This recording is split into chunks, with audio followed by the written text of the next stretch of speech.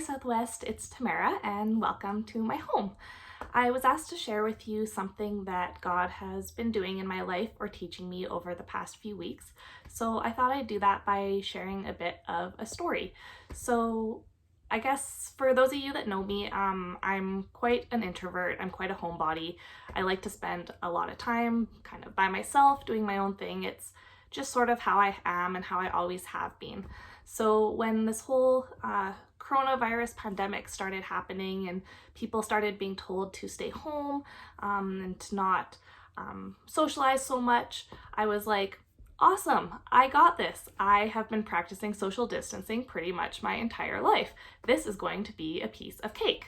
And to be honest, at first it was. I played a lot of Animal Crossing, I listened to some audiobooks, I finally got around to cleaning my bedroom. There's just lots of stuff that I found to do with my time.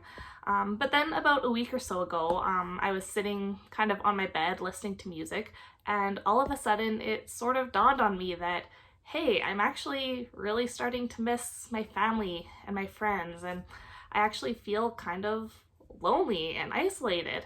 And that kind of took me back and took me by surprise a little bit. And from there, I guess I kind of went on a bit of an anxious spiral down and started thinking about oh no, this could last for many more months. What am I going to do? And from there kind of jumped to thinking about all the patients at the hospital that I work at and the visitor restrictions, and how due to those restrictions, a lot of people who are really sick and sometimes even are dying alone because their family and friends either can't come to see them or aren't able to just because of the rules and regulations in place, and how tragic and sad that is. And as I was kind of thinking about that, I started kind of questioning God and being like, why, God, are you letting this happen? Where are you in the midst of this pandemic? And as I was kind of thinking about that and kind of questioning, what came into my mind was the line from Psalm 23, where it says, "Even though I walk through the valley of the shadow of death, I will fear no evil, for the Lord is with me. His rod and his staff, they comfort me." And I was just like, wow, thank you so much, God, because it reminded me that God is so kind and so gracious to us, and that even though we may face difficult times, even though we may be alone or feel like we're alone, if we've invited him into our lives, we never are truly alone, because he is always with us and he walks right beside us.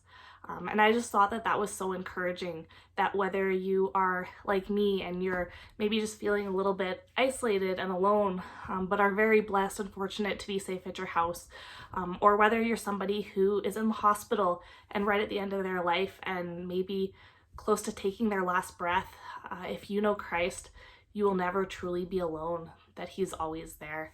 I just thought that was so encouraging, and I just wanted to share that with you today.